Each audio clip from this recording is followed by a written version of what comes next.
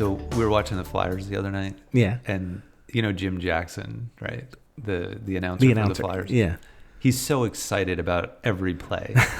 And so I jokingly said to my brother, I'm like, you know, he puts Legos in the insoles of his shoes, so any movement he makes results in the shot scored, no shot, wah, wah. Keeps him on his toes. Yeah, exactly. But stepping on Legos is horrendous. Yeah, it's definitely way up there as one of the worst, you know. And I feel like I've been kind of blessed in that phase of my life is sort of past. Yeah. But every once in a while, random stray Lego will just out of nowhere and be buried in some carpet shag, and you're like, son of a. Good times. Now it's just like dirty underwear and plates. I don't know what they do. The cups and the plates all over the house. And I feel like there was a long period of time where like, okay, you eat in the kitchen dining room area. That's it. That's it. Yep. And somewhere along the line, that line got bent and grayed and strayed all the way up into bedrooms, and it's just. They know how to wear you down, right? Yeah. They have that persistence, you know, of what they want, and they'll just kind of. Yeah, and that's all they have. Like they have no power, so if they just keep trying to do it repeatedly until you're like, you know what, I'm tired. It's winter. I can't be bothered. Whatever. And there's definitely a thing with, you know, become the second or third child, you're just like, yeah, whatever. You want to watch Game of Thrones? Go ahead. Yeah. Well, and I think we've talked about this before. Is like I feel like I live in a delayed reality, like where I think my kids are younger than they are. But they're really, you know, they're getting up there, and there's like PG-13 is like years ago now, but there's still movies where I'm like, oh, I don't know. And meanwhile, they're watching who knows what on Netflix and stuff. And I'm like, yeah. I need to just accept that my kids are, you know, older than they are and seeing things that, you know I probably watched stuff worse when I was younger than them. Please, I know I did. Well, even the rating system, PG-13 when we were kids, it was like. They got a lot of really, you know, questionable material into PG-13 movies. Yeah. And movies in general. I know we've talked about that in the past. Just, you know, those quote unquote family movies had inappropriate moments. Usually a topless woman appeared some point. Like it was like, okay, well, we're an 80s comedy movie. We you know, we got to have one naked lady at some point in this movie. And a questionable F-bomb at some point that maybe didn't really help the film advance at all, or it didn't really, you know, there was no crescendo to it. It just was, there it is. I was watching the years ago, one of the first movies, I might have mentioned this, is Spaceballs. Of course. When they were really little, like William was probably like 7, and the twins were like 10 or whatever it was. And I'm like, this is the funniest movie. And we're loving it. And then at the very end, they throw this random F-bomb, and I was like, oh. They didn't say anything. I don't know if they even, you know, it wasn't like then they ran around saying it or anything like that. But I was like, what the heck? I didn't even remember that happening. That's funny. Yeah. And lucky for you, because I feel like that is the kind of thing where they'll watch an hour and 45-minute long movie, not remember any dialogue except for that one thing. That's right. And that seems to be really pervasive on like Instagram right now, are these reels of like, you know, 2-year-old kids who are walking around and just talking, and then all of a sudden they'll drop a, you know, fill in the blank, you know, swear. And I mean, it's probably exploitation of children, and like those kids are going to grow up and have like, you know, therapy, you know, but it's pretty funny. It is. I know exactly what you're talking about. Yeah. Do you remember as a kid ever seeing something and then like repeating it in front of your parents and not even necessarily realizing that you had said something you shouldn't have? Oh, yeah. I think I was a little kid. I remember this. We're in the car, and my dad, he was like the dad in Christmas Story, right? Yeah. And we're driving in the car, and this was before seatbelts, you know, I'm standing, and a car like cuts my dad off, and my dad says a few choice words, and then I go, yeah, he's a, you know, bleep bleep. And I was like 6 or 5 or whatever it was, and my dad's like, you can't say that. And I was like confused, you know, just because I was just parroting, you know, what he was saying. Yeah, I remember, I think it was during Back to the Future. There's a scene where Marty hops into the DeLorean, and as he's peeling down the parking lot at the mall, he says the child of a maiden that is not the wife of the king would be referred to with a B. Right. Yeah. He says that, and so I should just say it at this point, but whatever. And I remember reenacting that scene when my brother and I got home from the movie theater. Sure. And of course I said it, and my brother looks at me and he's like, "You can't say that. You can't say that." And I don't know that I had ever heard that word before. I had like zero acknowledgement of the fact that it wasn't something you should say. But other than that, I don't remember other times. Oh, I did do a few impressions. When I was little, I'd love to do like, funny things and impressions. And there was a few times where I got into something and just started rolling. And then before I knew it, I had swore. And I was like, oh, And your dad's laughing, right? Yeah, it's like, and even now as a dad, you realize like when you're a kid, you don't think of your parents being anything but parents. Yeah. But as a parent now, you're like, you're still just a kid who's in an adult form. So, funny stuff makes you laugh. Were you retelling Eddie Murphy jokes? Yeah. Eddie Murphy Raw. Eddie Murphy Raw, yeah. Chapter 1. Was the ant that fell down the steps? Oh, no. Just falling down the steps. Oh, my gosh. And what's crazy though is like back then, like Raw, it was just like, it was almost like urban legend. You're like, oh my gosh, I can't believe he said all that stuff, and then it was recorded, and you could listen to it. Yeah. And now it's like, I mean, the gloves are off. Like there's so much stuff out there that you wouldn't even be able to keep track of what you maybe should and shouldn't expose your kids to, because there's just so much out there. Yeah. I think we then, years later, Chris Rock kind of took up that mantle. Yeah. With some of his jokes that were. Yeah. Really, really funny. And recently, I just watched one of his more recent stand-ups, and it was interesting because he finally addressed the whole thing with Will Smith. Have you seen that? Oh, no, I did not. Yeah. And he did a really good job of bringing it up, acknowledging the fact that he was like really, like it hurt him. Like not like physically, but just like the whole experience of it. Yeah. And the fact that he was like a big Will Smith fan, like he was always pulling for him to do well, and he liked his movies, and then to have it take that turn, it just was like, this is comedy. This is what I do. Like it just, and the way that it unraveled, it was really weird. But then in his stand-up, he did like a really good job of coming back at Will with a lot of like just creative wordplay and being funny about it. But with a serious like undertone. Yeah. If you haven't seen it, it's worth watching. I wasn't sure, I don't really follow that stuff too carefully, but I was like, was it staged? But definitely not. In the moment, it felt like it had to be. Like seriously, like because up until that point, like Will Smith, there was never, nice guy. Yeah, there was never any indication he'd do something like that. I mean, obviously, there's all this stuff that has come out since then about like his relationship, and it's a little weird, but that was bizarre. But fighting kind of leads into what we're going to talk about today, right? That's true. Yeah. The steel pit or the death pit, and what I don't know about you, but why don't we introduce what our topic is this episode? Well, today we will be talking about the wonderful television show, the spectacle that was American Gladiators. Wonderful phenomenon of early 1990s American culture. That's right. And what's fun is now that we're at the age we are, everything has a focus turned back on it, and somebody was digging into what things were and what they weren't, and now we get to see behind the scenes of how much of that, what fun and exciting and endorphin producing excitement of this gladiator in present day. There's a lot going on behind the scenes. There really was. Pretty bad. It was pretty bad. Yeah. If you don't know American Gladiators, why are you listening to this podcast? But, maybe you don't know American Gladiators was a contest, an hour-long TV show where you'd have regular people compete against these mammoth, professionals, buffed out ex-Olympians on these awesome stage of different like competitions. And, when you were a kid first watching that, I think the appeal was, for me, like you immediately fantasized yourself on that show being a contestant, right? Oh yeah, 100%. And like the reality of the age that we were at, like, I mean, I was like soaking wet, I was maybe a third of the weight of some of these, people that were competing.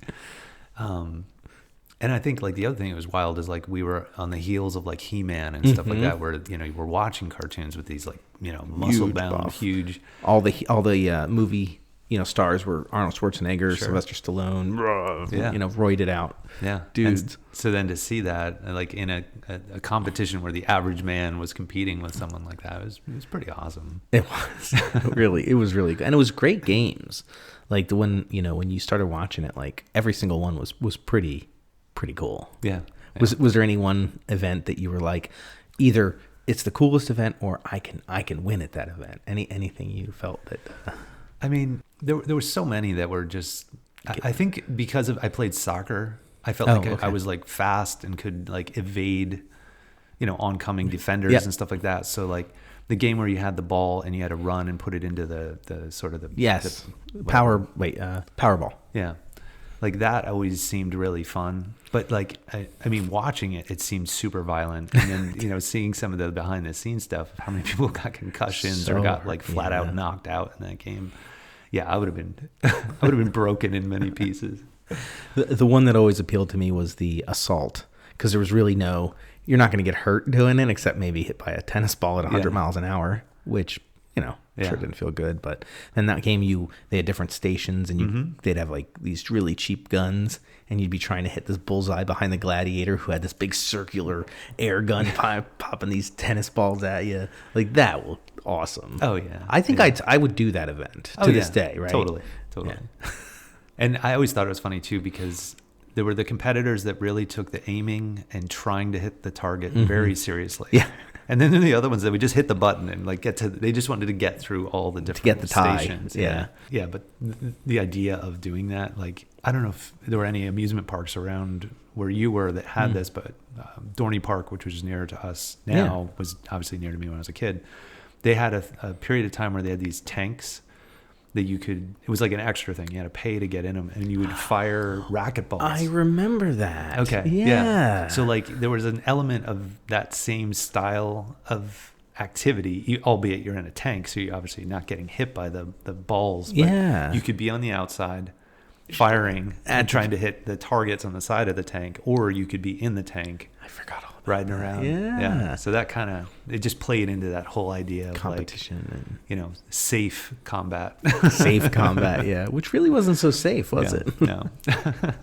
Well, do we want to start and give a little history as to where it came from? Yeah, sure. Yeah, Let's do it. Did you know American Gladiators was really started by an Elvis impersonator? I know, right? Johnny Ferraro. True or false? It was pretty wild to see, some of the, we both ended up watching, this documentary about the whole behind the scenes and how it came to be and everything. And to see that this like legit Elvis impersonator was the guy who kind of came up with the whole idea, and he didn't have any idea what he was trying to do. He just was like a wild man, and it was just a concept. Yeah. And then the games they had that were just really bad, poorly thought out, completely unsafe. Yeah. They filmed it in a equestrian center. Yeah. So it like was filled with horse manure. Yeah.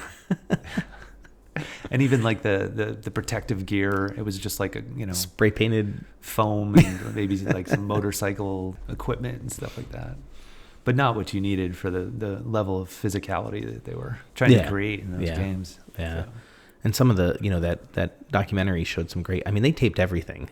Like it's like they had home video from the beginning, and even back to when they were just kind of filming the pilot. And it was brutal. They were on hard floors. They had no padding. Like they had there was an early gladiator, I forget her name, and they raised this platform what they would wrestle on, and she got knocked off and like destroyed her knee. Yeah. And done. Like that was it. There was no sort of safety precautions whatsoever. Yeah. Well, and even in the process of initially trying to find the actors or whatever you'd want to call them, the professionals that were going to be the characters eventually that the show, presented to us when it finally made it to air. They were in like parks and just having guys like run at each other and tackle each other on concrete. Yeah. And I think it was Nitro who said that he hit this kid, knocked him out. And thought, oh crap, like there's no way they're gonna keep me here. They're gonna tell me I gotta get off the park property. or wherever they were. Yeah. And he ends up, the guy comes over and he's like, that was awesome. Like, you got the job kind of thing. Safety wasn't their priority. I don't care. Like they say, oh, yeah, we were safe. No, they really didn't take much into consideration. Yeah. But I thought it was interesting that they had this guy, Johnny Ferraro, had this concept of, I just think this American Gladiators. And then it just sort of, it took years for it to kind of evolve into what eventually became like the final product of American Gladiators. Yeah. It's kind of weird how you could just have an idea and become famous and rich off of just an idea. Yeah. Well, and I think it also like it stemmed from like the reality of where the world was at. Like I mentioned, like He-Man, that was an animated thing, obviously, but WWF was like huge, really big back then. Baywatch was a big deal. So like the idea of like, I mean, the female characters in American Gladiators were basically wearing swimsuits. Like it was like everything was bigger than life. Yeah. Sort of reality TV, not reality TV, but the reality of the type of TV that was being created had this larger than life sort of vibe to it. I think, if I recall, they were up against roller derby as like the biggest sort of Saturday morning, competition show. Yeah. The big redeveloping roller derby, for the umpteenth time. Yeah. So then when they had the sort of trade show where they sell shows to the networks, it was kind of a brilliant thing to do. They brought these massive gladiators into the show, and that's really, from what I remember, that's kind of what sold it, or sold the idea of it. Right? Yeah, they got all that attention. It was marketing. They just got everybody's attention. They paraded them through the entire conference center, and all of a sudden people were lining up. Yeah, the show definitely did evolve. So in the first half, the first 13 episodes, the judges were in executioner's robes. I don't know if you saw that. Yeah. And they would like like gladiators, the thumb up or the thumb down on the gladiator. Yeah. They had stupid names. Yeah. Like, did you see some of the dumb original names? Well, I think the original 6 I had sort of jotted down, and then I actually went and looked to see like what happened to them afterwards. So it was Gemini, Lace, Nitro, Sunny, Malibu, and Zap. I think were the 6 that kind of made it beyond those initial sort of rounds. But I think out of the gate they had a bunch, and only 2 of those made it through like the pilot to go on to become part of the show. Some of the pilot names was Dominoes, Willie, Catalyst, and Evander. So they really didn't give them They didn't even try. They didn't even try. What's your name then? William? Willie. Perfect. There you go. You're in. You're a gladiator. It's pretty amazing, like the evolution of it. Yeah. And even like with Gemini, like he was one of the original that they brought in. He was Catalyst, I believe. Oh, okay. That was his original name, and then they moved him to Gemini. Yeah. And even like as they introduced the idea of Gemini, they tried to have him have like a split personality. Where he'd be all angry and then he'd be super nice. And I think it was after a couple episodes they're like, we got to drop this whole like split personality thing. It's just super weird. Stupid. Yeah.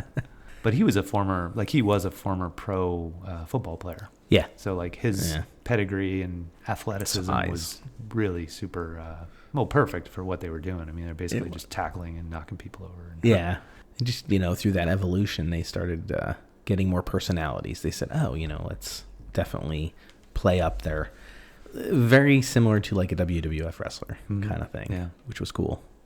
But they insisted, because there were times when when they were developing it, they wanted it scripted, they wanted it fake, if you will, and then they were like, no, this is an actual competition. We really want this to be real. They'll play up the personalities a little bit, But that's kind of what I liked about it, that it was real. Yeah. And I think, that most people have sort of that underdog sort of mentality, even with like professional sports and stuff.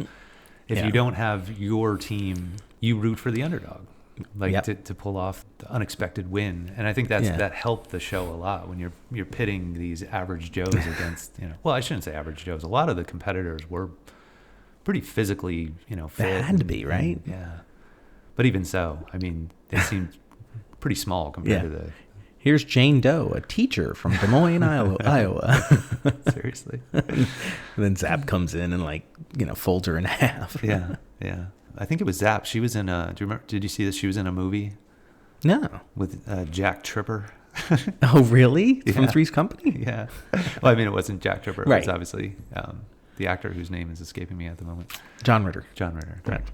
And so she, right around the time I think that she was, getting involved with the American Gladiators, she was a bodybuilder, and they brought her in to play this role, this very short, little role in this movie with John Ritter. So she has like one movie credit to her name. Well, I think out of all of them, it seemed like Nitro and I forget the other guy's name, but he seemed to have the biggest career outside of it. Did some like modeling and a few appearances on. Well, this eventually propelled them. They did some TV appearances and stuff. Yeah.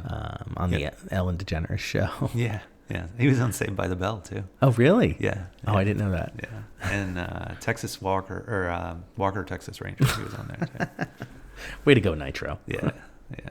But I think he was.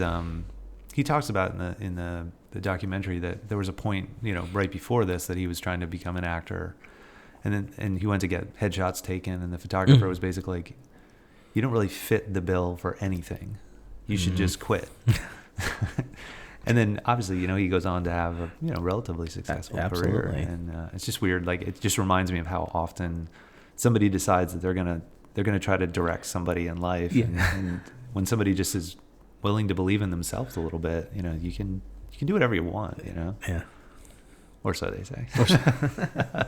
Now, if you were to be, a 21-year-old in 1992, would the grand prize, now that's not winning an episode, that's winning the whole thing, would a grand prize of $10,000 and a brand new Chevy Malibu be enough for you to risk your health? I would say if I was fit enough back then at 21, yeah, and I had no other prospects of anything, absolutely. It's not a lot of money. No, it's not really. That Chevy Malibu, it's not going to age well. It's not putting the cherry on the. No, and that's what's crazy. Like, when you think about what they were paying the professionals, quote unquote, to be on the show. The prizes they were giving to the average Joe, it's kind of criminal when you think of the amount of hype and money that came out of it, and how little was getting to the people participating. Oh wait, that's like Spotify. I mean, wait, we love Spotify. That's right. Latchkeydads.com. Talking about that, the Gladiators got nothing for any of the merchandise because they signed away their likeliness, is that the way you say just their likeness in the contract. So those toys, those posters, all of that, they got nothing out of that. It's really a shame. It is. But so much like even the music industry, how many artists sign away their intellectual property of their songs, so they don't make anything on it, which is crazy. You're going to be my manager? I'll give you 50% of what I'm. Exactly. It's just not fair. And I always wonder, the morality behind that. Yeah, they signed a contract, but you as an owner, why wouldn't you just be like, we're doing great. Let's give you something. Let's redo your contract. Here's, whatever. I don't understand the concept behind the greed that says, why don't you, these people, they're it. What makes the show? The Gladiators, why wouldn't you make them happy to keep it going? Just interesting. I think there's a 4-letter word that you're missing, though, in how you're approaching it, and that is nice. Where the people behind this, not nice. Yeah. No, they don't care. They just want their yacht. They want their. They want it all. They want to line their pockets as much. And we're going to go ahead and say that company. It was the Samuel Goldwyn company who really just abused the poor Gladiators. Yeah, it's crazy. And they went. I don't know. Did you see about the tour? A little bit. I didn't see a ton of the detail behind the tour, but I know it was grueling. They did 120 dates. Wow. Over 6 months or I forget what, 9 months maybe. Yeah. And they, one of them tore up their knee, was done. They were all addicted to, not all, I'm being, facetious there, but they're all doing steroids. They're all on painkillers. And they're, the reason they all went on the tour was because they got offered money. It was a way for them to the only way for them to really capitalize on the success of the show. Yeah. But again, not unlike WWF, you see the docuseries about how those guys were, living in squalor, basically. Yeah. Doing all these shows every night of the week and just destroying their bodies. Yeah. all in the hope that this, would eventually turn into more exposure, more money, more whatever. Something. And it's just that, carrot that's out there that a lot of them just never got there, which is kind of sad, but it is. Yeah. So.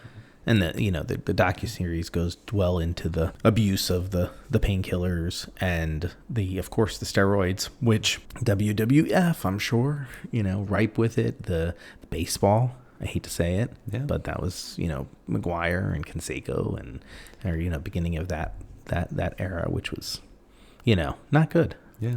Yeah.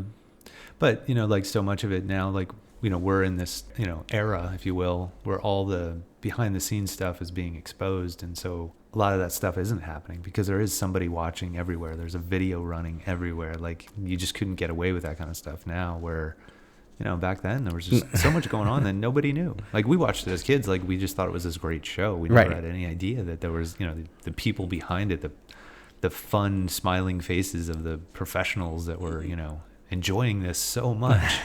Meanwhile, they're, just getting beat up, taking pain pills and trying to just muscle up for the next event so that they wouldn't get canned. They would have to do, when they did that traveling tour, they'd have to do 6 events of whatever thing they were doing. So if you're signed up for Joust that night, you have to do Joust 6 times and then probably another event 6 times in one night. Yeah. I mean, that's just going to take such a toll on your body and your mental health. Yeah. And I don't know if you've ever done this, but there's like the trampoline parks nearby. Oh yeah. They have the Joust. Do they? Yeah. Oh, I didn't know that. Yeah, it's actually, it's a lot of fun, but it's tiring. It's definitely tiring. Yeah. Even playing against small children. Let alone like 6 20-somethings that are jacked and want to kick the crap out of an American Gladiator for bragging rights. Yeah.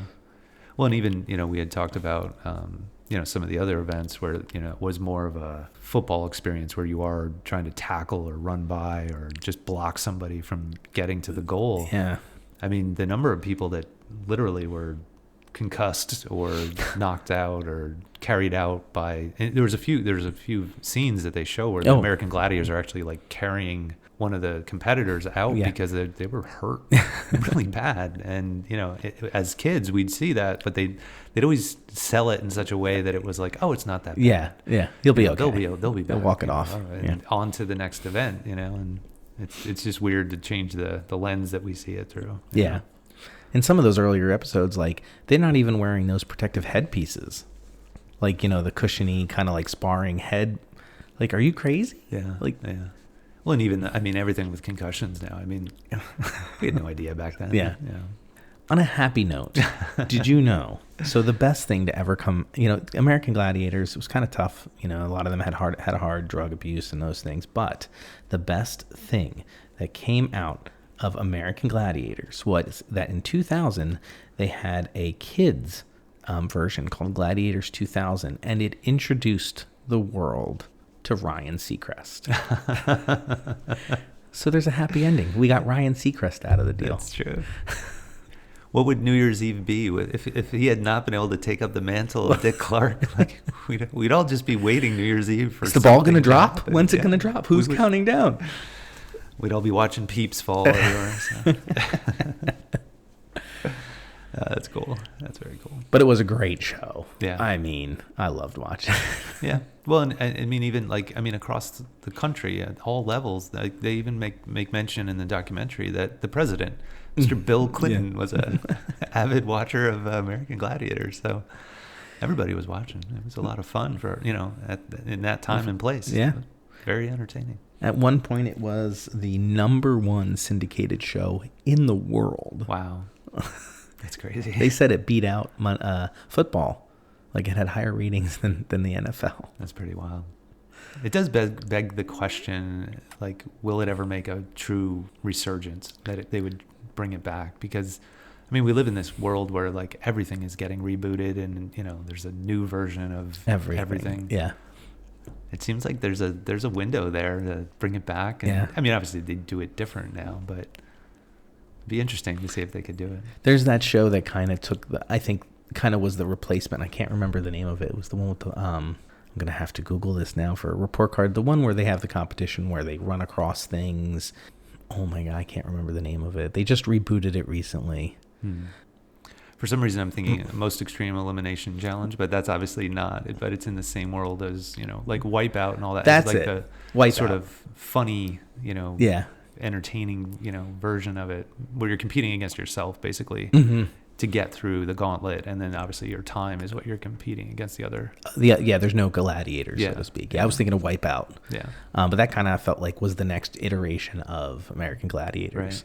I guess I would put American Ninja Warrior. Oh yeah, sort of forgot all about that. A little bit closer to American Gladiators, because those are like most of those competitors are in insane shape in their ability to like hold on with the little quarter of an inch of their fingertips on walls and everything. Like obviously they're not battling against anything, but competitive or from a competition standpoint, it's a little bit closer. So just need to throw some gladiators into that arena as they're trying to get through, knock them down. Well, in MXC, which was a show on Comedy Central, which took footage of a Japanese competition called Takeshi's Castle, and there were the guys that would like shoot them and hit them with sticks or I don't know, whatever they did, to try to mess them up. So there was sort of that, but not, definitely a different take on it. Definitely. And I know you mentioned Takeshi's Castle. I did start to watch an episode of it. It was long. It was like an hour and 45 minutes. It was too long.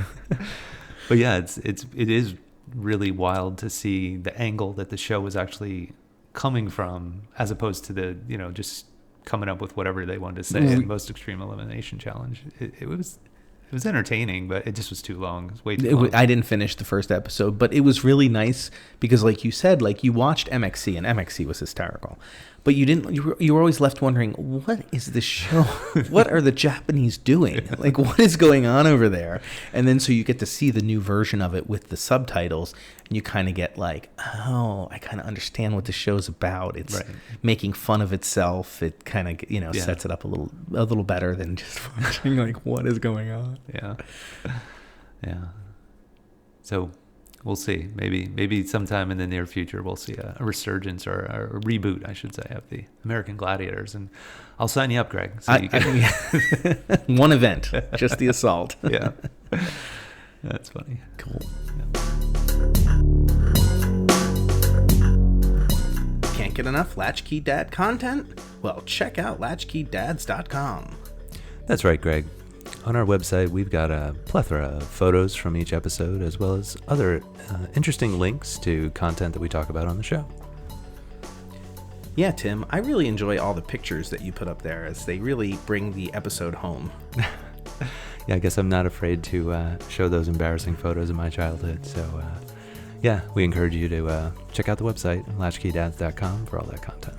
Excellent. And if you have a moment, check out our shop page where we've got really cool keychains for sale. If you don't know what to get your dad for Christmas, the holidays, Father's Day, birthday, check it out. It's a cool gift.